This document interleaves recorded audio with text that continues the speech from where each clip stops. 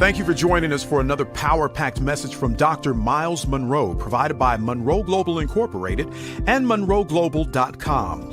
We transform followers into leaders and leaders into agents of change. We hope that this message is a blessing to you as you advance your life and discover your purpose. Now, let's go into the message. I am going to focus today on discovering your leadership gift. I am very encouraged today to see so many of you present. The reason why I'm encouraged is because normally when anyone mentions the word leadership, the average person is not interested. And this is because most of our culture has taught us that leadership is only for a specific elite group of people who are specially chosen by God and providence to lead the rest of us who are not as intelligent as they are. We have been conditioned to believe that leadership is reserved only for a small percentage of the world population who are identified with special gifts and talent and maybe even a calling from heaven to be leaders. And the rest of us are destined to be sub-leaders or even followers for the rest of our lives. So I'm very excited to see you because it means that somehow something drew you to this meeting to learn and discover some things about yourself that is not average. So I want to begin with a statement that I hope will shock you. And here's the statement. Every human on earth was created to lead.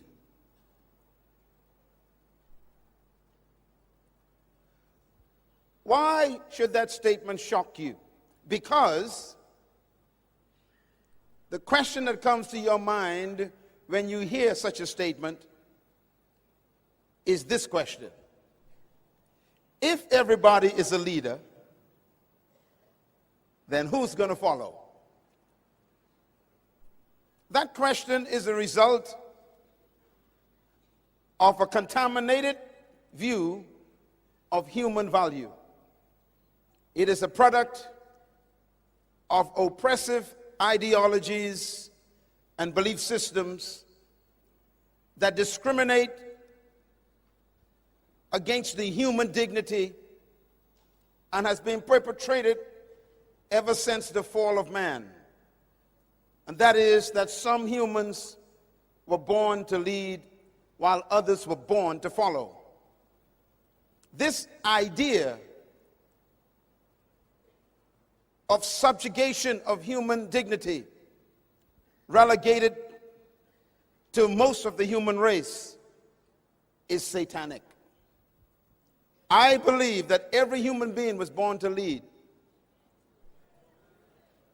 I am convinced that no human came to earth to be a slave or to be a servant of another human.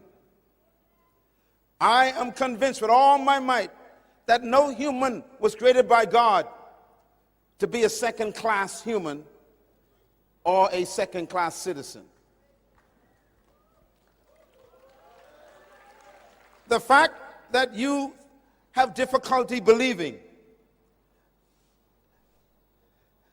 that every human cannot be a leader because someone has to follow is the reason why most of us don't achieve our full leadership potential. I have a picture of a gentleman on the screen. For those of you who are listening by radio, You may not be able to see. It's a photograph of a young local preacher who pastored a church of 300 people. Imagine a country preacher out in the country pastoring a little church of 300 people. He was trained in a seminary, and his only interest was to be a pastor of a little church. And some of you here today are just like him. You've got a church with 300 people, and people think that you are not important. But look at that man. Who would have thought that in that little church, every Sunday, standing before 300 people in a little town in Alabama, was a man who would change the world? I wonder who you are in your little church, speaking to your 300 people. How many people would have laughed at him and says, there's no way a little country preacher could change the world? There's no way a man who has no degree in leadership, no degree in philosophy, no degree in science could ever impact the whole world. That is why I believe everyone was created by God to be a leader, but not over people.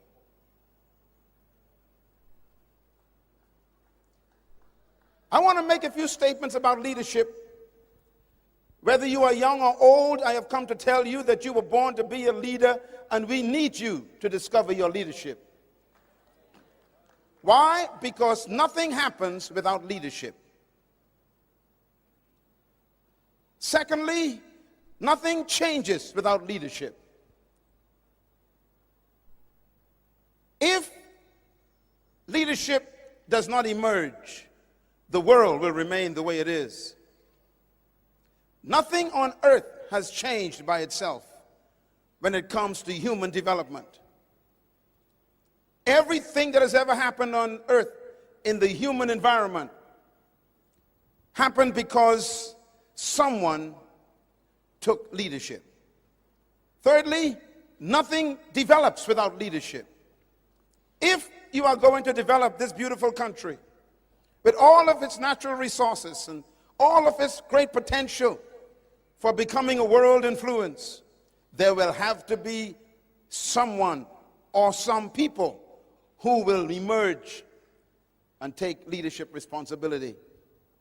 Nothing improves without leadership. If you don't like the situation in your nation or in your community or in your city or even in your family, then don't wait for it to change. It takes leadership to improve anything. Fifth, nothing is corrected without leadership.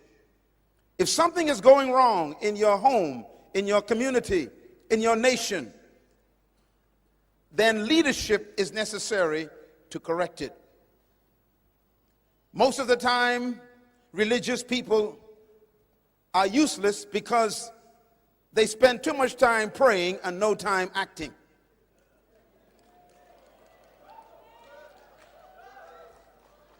Prayer, they say, changes things. I disagree. Prayer creates the environment for things to change, but it takes a human to change it. And this is why the great leader, Jesus Christ, said, ask, and it shall be given unto you. That's prayer. But then he says, now get up and go seek. And then he says, when you find it, you got to knock because it's behind a closed door. You got to work to get it. In other words, answered prayer demands action. If you want a better country, don't just pray for a better country. Get involved in national development.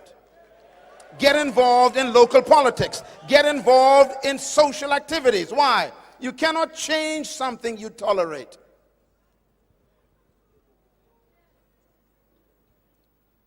Nothing is corrected without leadership.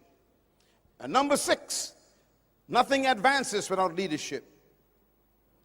And that goes for your church, your company, your department, your nation, your organization, and your family. If you want to advance in any area, it takes someone to emerge as a leader, because nothing succeeds without leadership. This very event is only possible because somebody took responsibility to take leadership of my coming to this place. Nothing just happens. And therefore, we are always being led by someone. Because we are always being influenced by people, whether we know it or not, somebody is always leading us, whether we know it or not, then it's important for you to study the leaders in your life. One of the most important statements I've ever heard about leadership was made by a young Jewish rabbi 2,000 years ago. He was 30 years old. He made this statement. He said, if the blind lead the blind, they both fall into the ditch. It's important to read that statement slowly. He said, if the blind lead, which means that it's possible for someone to be in leadership and be blind. Not because a person has a title or a position does it mean they have a vision. What he's telling us is vision is more important than a title. Vision is more important than a position. And this is why even in politics, in democracy, we don't create great leaders. Because democracy can produce a leader by vote, not by qualification. In other words, you can become a leader in government and don't know anything about leadership because you have no vision. And this is why voting in a church doesn't produce a good pastor.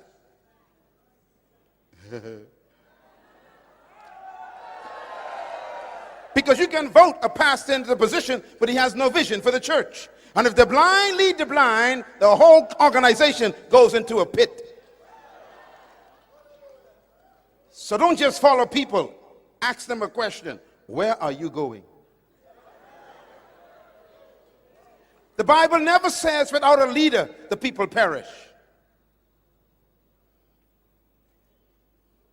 The Bible says without a vision, the people perish. So vision is more important than the leader.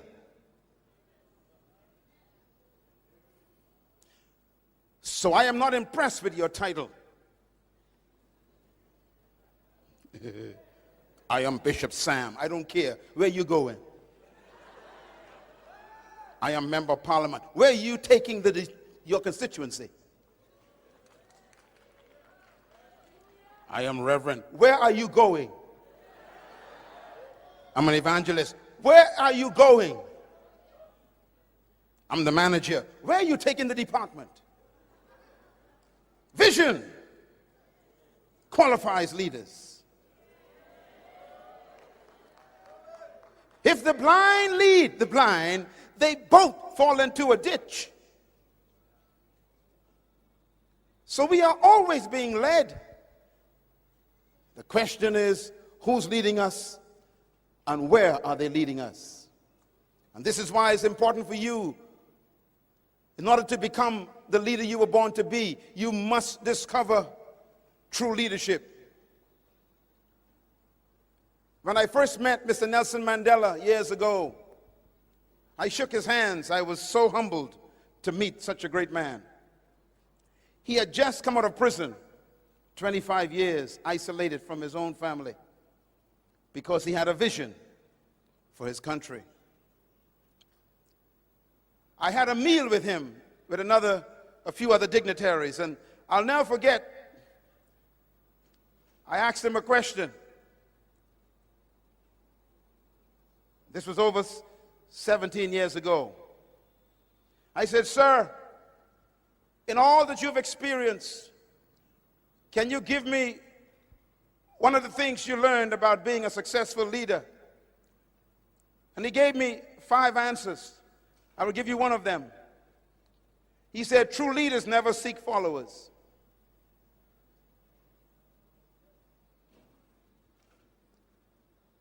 Followers seek true leaders." So he said to me, "Son, if you want to be a leader, do not seek leadership. Seek a purpose for your life." And that changed my life forever. You were born to fulfill a purpose. You are not an experiment. You came to earth to fulfill an assignment. You didn't come to earth just to make a living. You came to earth to make a difference. So I have come into your life for these few moments to tell you, stop working for a salary and start working for an assignment. We need the right kind of leaders in the world. And this is why we cannot find effective leaders around our nations. Papua New Guinea is just like my country. We too are an island nation. The Bahamas in the Caribbean, where I'm from, is a nation that was also a British territory. We were also a colony of England, and we gained independence in 1973, just 3 years before you. We too were under British rule for over 200 years. We know what it is to be treated as second-class citizens. We know what it is to not have access to education. We know what it is to be told that our skin color restricts our advancement in life. We know what it feels like to be called ignorant and half-breed monkeys. I lived in that. I was born in 1954 in the colony. I remember there were restaurants we couldn't eat at because they were only reserved for white people. I know what it is to go to school that had no white person in it because we were not allowed to mix with them. I know what it is to stay on one side of the island and not enter the other side. I know what it is to be mentally damaged by segregation and racism. I'm not bitter, I'm just realist. I know what it is to mentally battle with the idea that I was not equal to other people.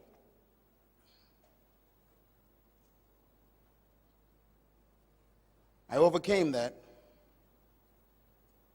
only through a revelation, through Jesus Christ, about who I am. I am not who you think I am. I am who he says I am. It was that revelation that set me free. And from that day forward, I made a commitment to myself that I will travel the world. And I will hate the spirit of oppression. I hate racism. I hate segregation. I hate the devaluation of humans. All humans are completely equal in value. All 7 billion of them. No one in this room is less than the other. We are all equally made in God's wonderful image. We also carry his likeness, which means we have his ability. We function like our Creator. But we've been brainwashed to believe that is not true. And most of that has been done by erroneous leadership ideology that has been perpetrated by colonization. Let me give you a few things to remember that are very destructive in leadership. These are the kind of leaders we don't need. Write these down. Number 1, politics without principles. We don't need any more politicians who have no principles. Number two, pleasure without conscience. We must not allow leaders in our lives who pursue pleasure at the expense of conscience. Number three, wealth without work. It will destroy us. People who pursue prosperity but don't want to perspire. If you don't work, you are a parasite to humanity. Number four, knowledge without character will destroy us. There are educated people who have no character. Scientifically, philosophically, intellectually advanced, but they have no moral conviction. These are dangerous leaders. And number five, business without morality will destroy us. And this is why corruption emerges in developing countries. People want to achieve financial security at the expense of morality. Business must have a moral foundation. And this is why selling drugs to make money is immoral. And this is why perpetrating prostitution on the streets with young ladies and men is immoral. Anytime you attempt to do business without moral conscience, you are a destructive force in humanity. This is why taking bribes is immoral. And this is why padding the invoice and negotiating contracts with your own family who don't qualify for the contract is immoral. We need leaders who will not sacrifice their morality for the advancement of their business.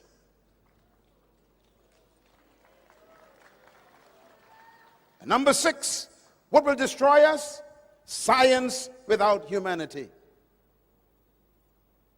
We are so scientifically advanced today that we can actually abort a baby with a pill.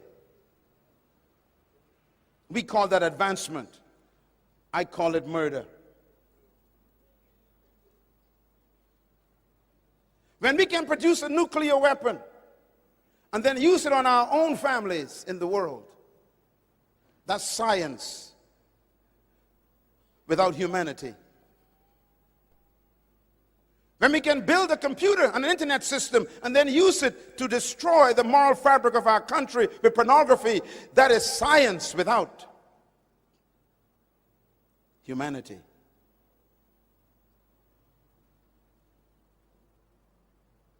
What kind of leadership do we have? And the last one is most important. What will destroy us? Worship without sacrifice. There are people who claim to represent God, but they don't live like God. They don't want to sacrifice to live a life that is worthy of representing who they worship. If you claim to be a pastor, then stay with one woman. Don't get quiet on me now. Worship without sacrifice is a destructive leader. There is no worship without sacrifice. There's no claim to being pure without discipline. You cannot claim to represent a holy God and live an unholy life. There has to be sacrifice.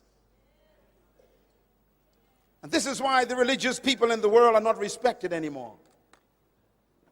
Because we tell the world we are holy, and then the world knows our private lives. That's why Jesus Christ, the greatest leader that ever lived, didn't trust religious people. He never chose a religious person to join his organization. He only chose businessmen. He never went to the temple to find a disciple. He chose an accountant, Matthew.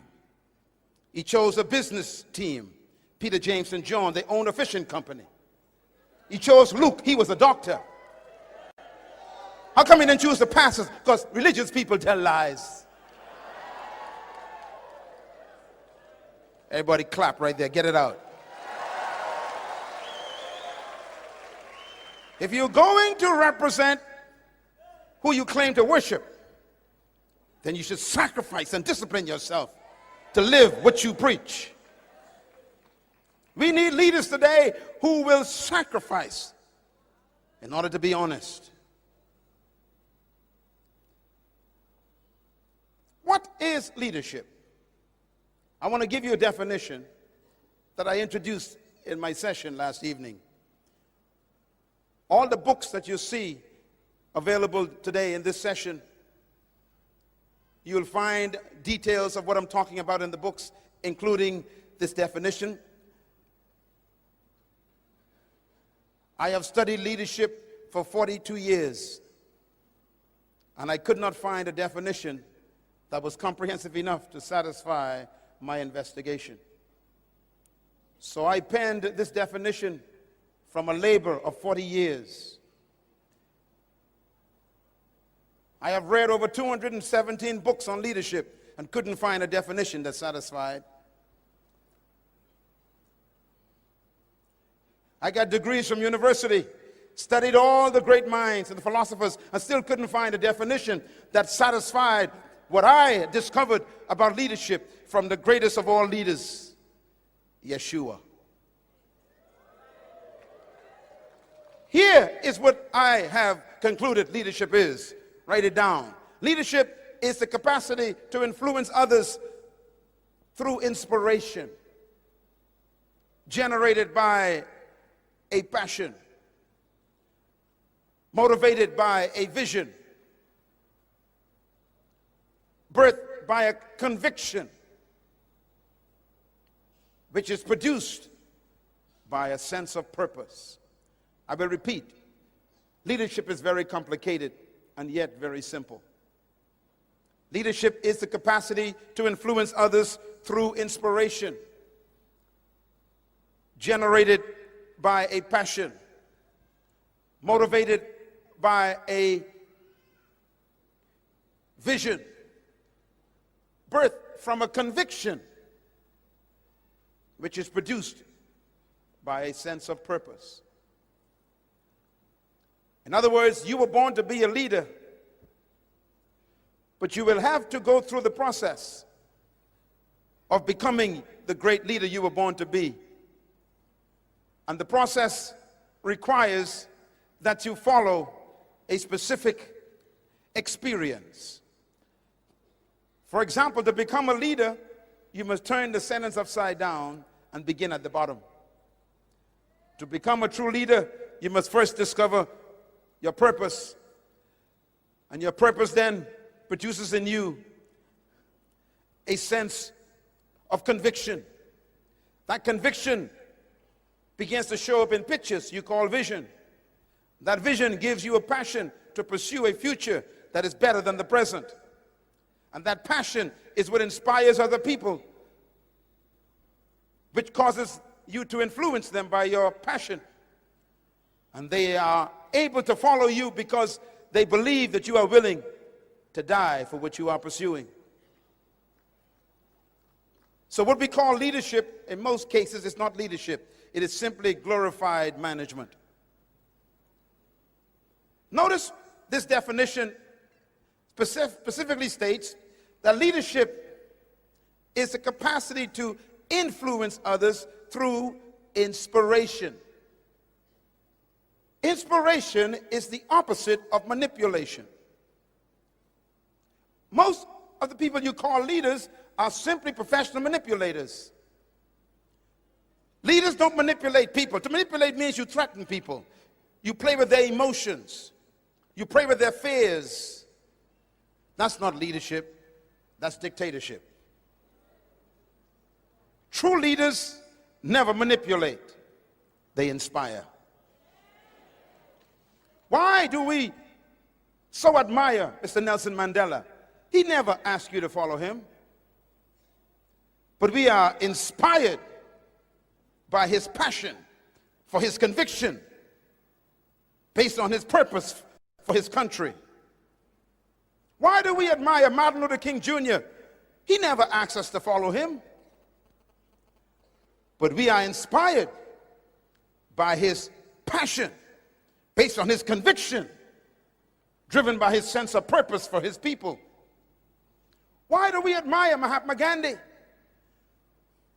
Because we are inspired by his passion, based on his conviction, dedicated to his sense of purpose for his people. Why do we admire Mother Teresa? Because we are inspired by this young lady's passion, dedicated by her conviction for the people on the streets who are poor. Why are we not inspired by you? Because you haven't found a conviction that produces a passion based on a sense of purpose that you're willing to die for. You came to earth to produce a passion. So let me ask you some questions about leadership. Does leadership require followers? Just think about it. Is it necessary for leaders to have titles? Mother Teresa had no title. Martin Luther King Jr. had no title. Nelson Mandela was a prisoner. How's that for a title? Moses was a convict. How's that for a title?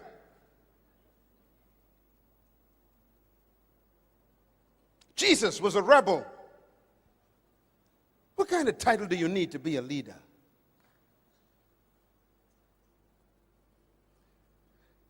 I discovered something about titles. People who are doing nothing need many titles. Let me say it again. People who are ineffective and doing nothing need many titles. The more effective you become as a leader, the less titles you need. So I'm very suspicious when I meet people who got many titles. It means they are doing nothing. My name is Reverend Dr. Bishop, Evangelist, Potentate. You are sick.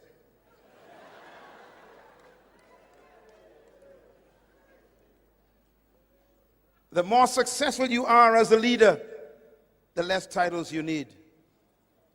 As a matter of fact, to test your greatness as a leader, you must reduce your life to your first name. If you don't believe me, study the great leaders of history. We never say Bishop Moses. We just say Moses.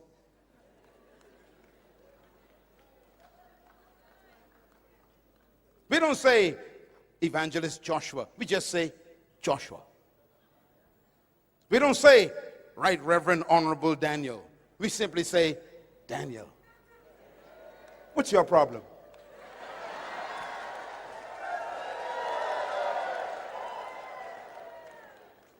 Well, I'm not coming to the meeting because they printed my name incorrectly. They didn't say Reverend Bishop. You are sick. The greater you become, the less names you need. Jose, Joel, Amos, Obadiah, Jonah, Micah, Nahum, Habakkuk, Zephaniah, Haggai, Zechariah, Malachi, Peter, James, John, Jesus. What's your problem? Uh-oh. Sometimes people give me their cards. It takes me 2 weeks to read the name on the card. Right away I know they're not doing anything.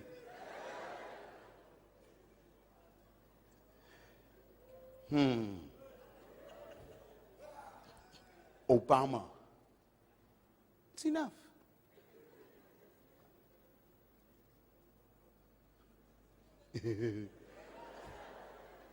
Kennedy. That's enough. What's your problem? Leadership is not about titles. Is leadership a matter of distinction of superiority? In other words, some people think that leadership means that you are superior to other people. This is completely satanic. Some think that leadership is a disposition of advantage. That means I was born in a better family, in a better village than you, so I must be better than you. You are sick. Jesus Christ was born in a cave.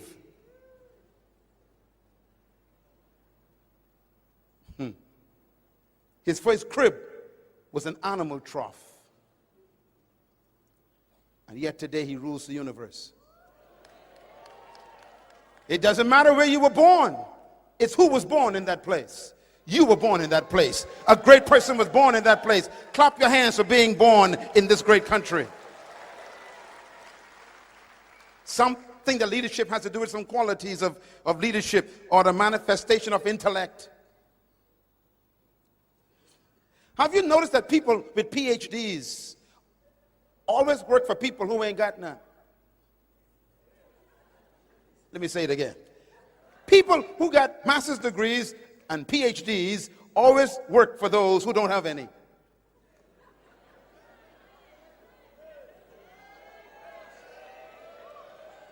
Because leadership is not about intellectual advancement. Some of the greatest leaders in the world never finished college, dropped out of school. You know, one of the great American presidents, Ronald Reagan, didn't finish school. He was an actor in Hollywood. Most of the time, his acting didn't succeed. Couldn't even act. When he became the president of the United States, they asked him in an interview, they said, "You're not a college graduate, you don't have any degrees. How come you are such a successful president?" His answer was a very smart answer. He said, "Well, I staff my weaknesses."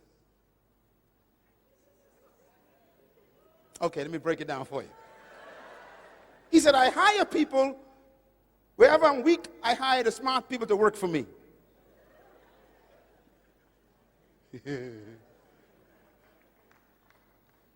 In other words, people who are in leadership are not there because of intellect. They're there because they discovered a purpose and a passion and a dream. Mr. Reagan had a dream. His dream was a world without communism, a world without the wall in Europe. And so his passion constantly was, tear the wall down. He didn't need a degree to pursue that passion.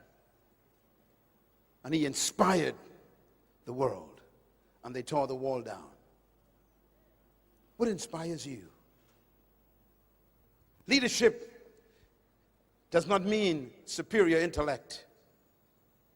It doesn't mean you are smarter than other people cognitively.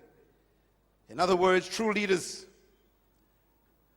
is not about the race that you're from or the class that you're from. This is why I'm very adamant about stamping out this spirit of superior oppression by those who claim to be smarter or wiser or better or greater or more intellectually advanced than anyone else. This is wrong. Everyone in this room is a great leader trapped in a follower.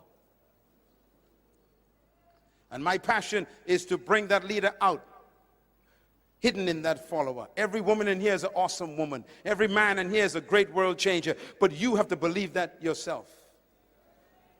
Sitting next to you is one of the greatest persons in the world, and you don't know who they are yet, but you're going to be glad you sat next to them in the next 5 years. Shake their hand right now. Tell them congratulations.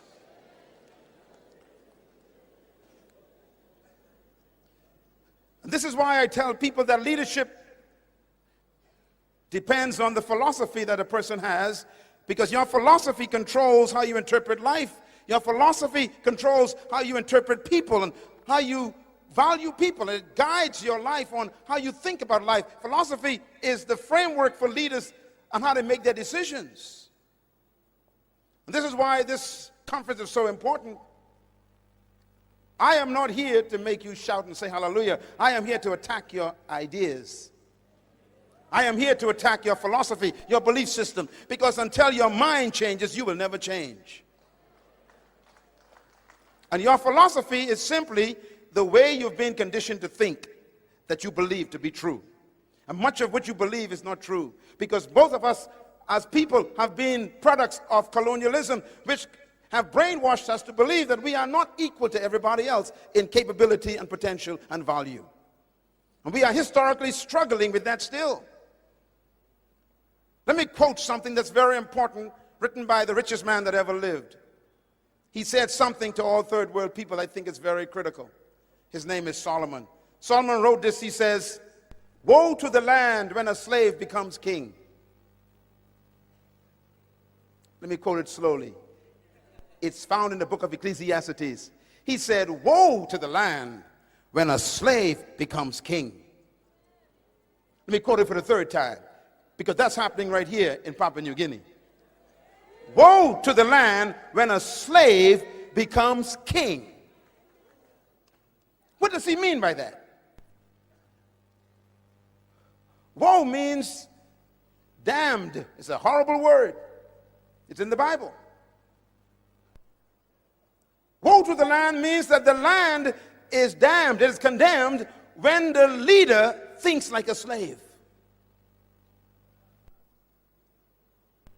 That's in the Bible. Don't look at me like that. I'm going to quote it one more time. Woe to the land when the slave becomes king. What does he mean? He means that when a person who thinks like a slave becomes the pastor of the church or the manager of the department or the leader of a country, that whole organization is in trouble. Because wearing a crown does not change your mind. It exposes your mentality. A position does not change disposition. A title does not change mentality. And that's why the quickest way to reveal a person's character and philosophy is to give them power and money. If you want to know what a person is like, give them power. It reveals their mindset. That's why Solomon says, woe to the land when a slave becomes king. If somebody is given power but didn't have a mental transformation, then that entire organization or country is in trouble. Your way of thinking, your philosophy will manifest what kind of leader you will be. That goes for husbands in the family, pastors in the church, managers in the company, and politicians in the country. How you think affects the people. So Solomon also wrote this: as a man thinketh in his heart, so is he. You cannot rise above your belief system. You cannot rise above your convictions of your mental agreement with yourself. You cannot rise above what you consider to be true. And that's why, in order for you to change, you must change your thinking. And this is why Proverbs 23 is so important. He says, for as a man thinking in his heart, so is he. The word heart actually means your subconscious mind. It means your human hard drive. It's where you hide the things you believe to be true. Your heart is your center of belief. And every human has a center of belief. There are things you believe about yourself that you got from other people, and it may not be true. Papua New Guinea is a great country. It has awesome people. But my question is, are you still struggling with 200 years of mental oppression?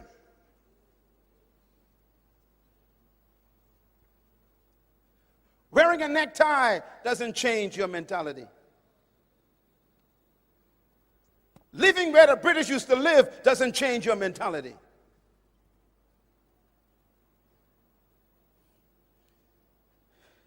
Having the title the British had doesn't change your mentality. It exposes it. My question is, what do you believe about yourself? And where did you get that belief from? The word belief, write it down, belief. It's a Greek word in the New Testament. It's the word pistis, P-I-S-T-I-S.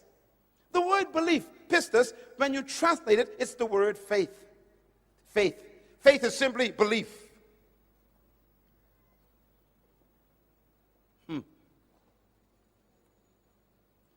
The Apostle Paul, the great leader of the first century, said these words. He said, faith comes by hearing. What is faith? Belief. Belief comes by what you hear.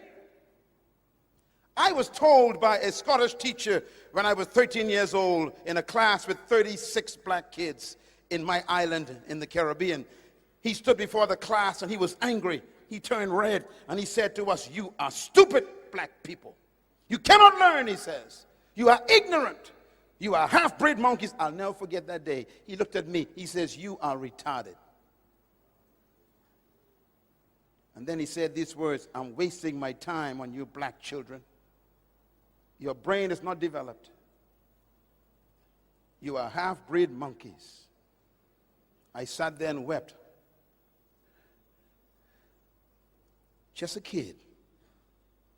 And I almost believed him, because I was getting grades of F in his class. And I said to myself, maybe I am a monkey. Maybe I am retarded. I went home to my mother weeping that day. And she said, "What happened to you, son?" I said, "My teacher said I'm a half-breed monkey. I'm retarded. I can't learn. I am not developed as a human. I am still a half animal." And my mother grabbed me by my dirty shirt and she shook me and she said, "Don't you ever say that again." And I wept.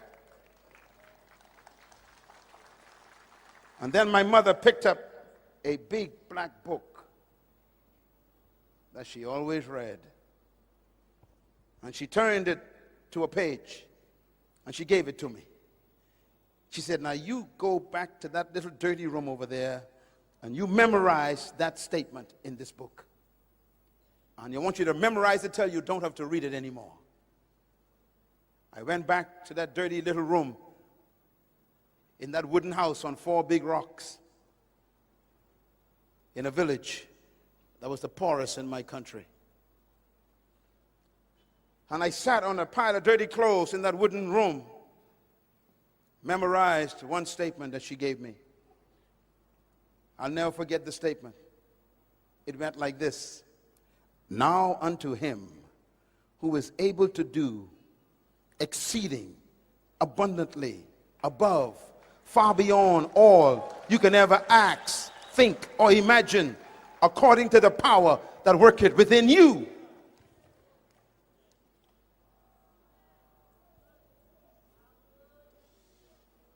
Suddenly, the light came on in the little boy.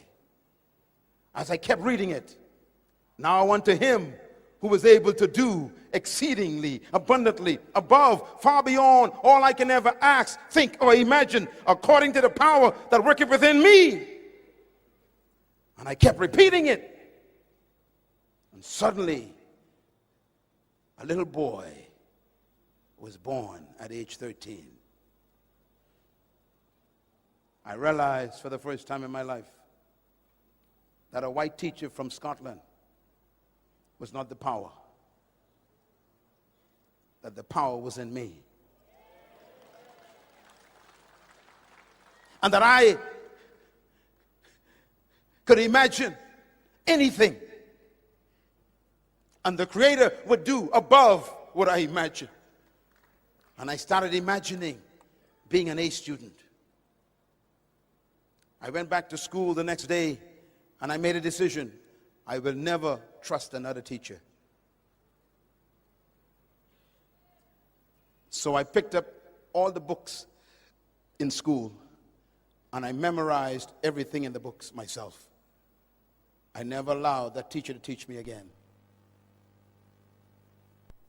I memorized everything in the history.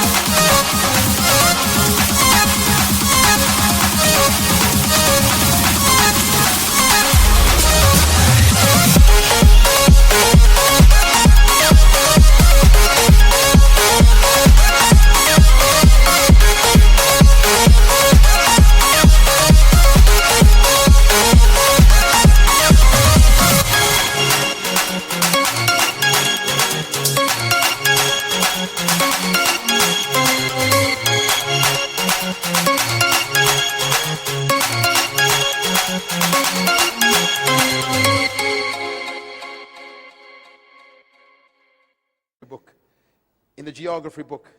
I memorized the entire mathematics books and algebra. I memorized every single geometry aspect of everything. I knew everything. I memorized it. I went home and memorized every book. And in 4 months, I went from an F student to an A student. Within 6 months, I was the #1 student in the school. At the end of the semester, I graduated top of the whole class and top of the school. And I'll never forget, when I got my grades, the teacher from Scotland came to me. His name was Mr. Robinson. He said, "Young man, I'm so proud of you." I said, "No thanks to you, sir. You're not my teacher. Remember, I'm a monkey." I never trusted him.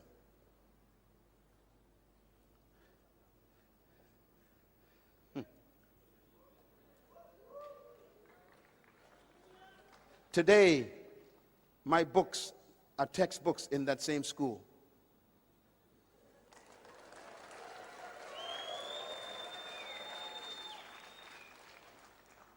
I graduated from that school top of the class. And our country had just become independent when I graduated. 1973. And the government couldn't find any black teachers, because they never trained us to teach. So I went from high school straight into teaching. The government paid us, students who graduated, to become teachers of the younger kids. We never had teacher training, because our country didn't have anyone to teach. Because when we became independent, all the white people left and ran. And I became a teacher at the same school where they call me a monkey.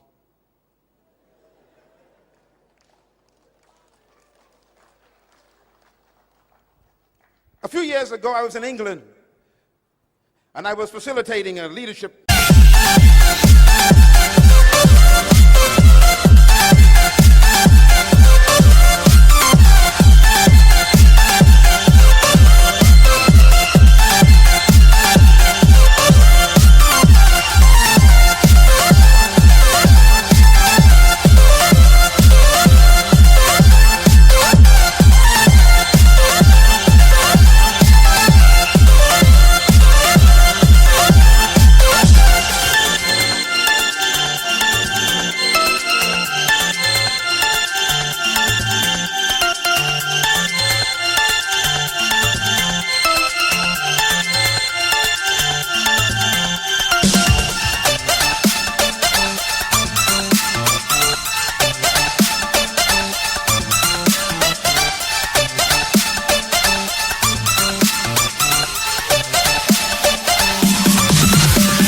training seminar in London, downtown, in a beautiful hotel. And the place was packed with people. And at the end of this seminar, I was in the auditorium of the lobby of the hotel. I was autographing books. And there was a long line of people in the hall. And suddenly I saw an old man walking up to the table. He was shaking from age. He was walking with a cane. And he came up to the table and he gave me 2 of my books. One of them was brand new. The other one was an old book. And he said, "Can you autograph these for me, please?" I said, "Yes, sir." I autographed them, thanked him for coming to the seminar, and I gave them back to him. And he stood there, wouldn't leave. He just kept looking at me. I said, "Sir, thank you very much for coming. I appreciate you being part of our seminar today. Will you please allow the others to come?" And he just stood there in the front of the table looking at me. And after 5 minutes, everybody became irritated, including me. And I said, "Sir, thank you so much for coming. Will you please allow others to come?" And he just looked at me and he began to cry. And he said, "I used to live in the Bahamas." I said, "You did?" I said, "Where?" "I used to live in Nassau." I said, "Sir, that's the island I'm from. What did you do there?" And he said, "I used to be a teacher." I said, "Where did you teach?" He said, "C.H. Reeves High School." I said, "That's the high school I came from, sir." He said, "I know. You don't remember me, do you?" I said, "No, sir." He said, "I'm Mr. Robertson."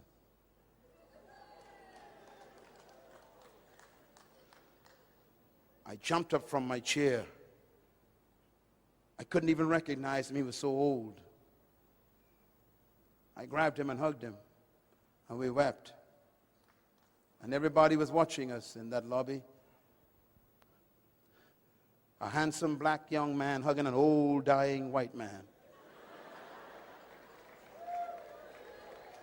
And we kissed each other on the cheek, and he cried. His tear fell on my suit. And he said, "You changed my life." I said, "How did I change your life?" He said, "Your books are in Scotland in all the bookstores. And I read 4 of your books and they changed my life. I now understand who I am. And I love Jesus, and I want to thank you. I came all the way from Scotland, took the train to come here. I wanted to see you because I heard you were coming to London, and I just wanted to come and tell you thanks." And I said, "Mr. Robertson, you read my books?" He said, "Your books are the most important books in my library." I said, "You mean you read the writings of a monkey?"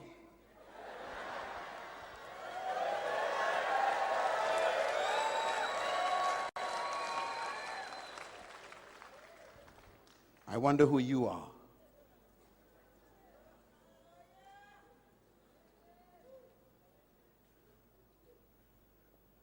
You are a leader trapped in a follower under other people's opinions. And that's why I don't trust any human's opinions of me. Nobody, including yours. I wouldn't give you the privilege of telling me who I am. I know who I am. Let God be true and every man a liar. Tell your neighbor, you don't know who I am, so be nice to me.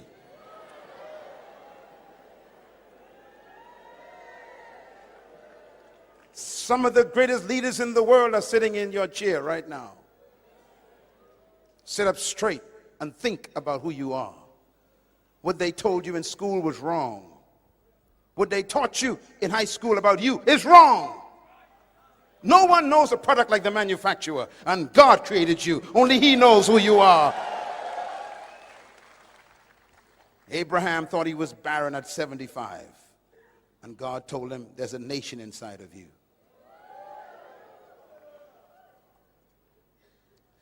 I wonder who's inside of you.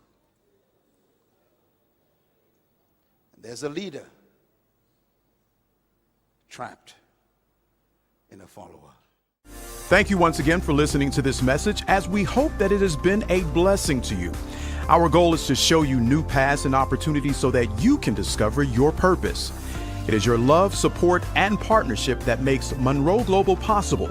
Please visit us online at www.munroeglobal.com for more product, partnership, or to join us at one of our live events around the world.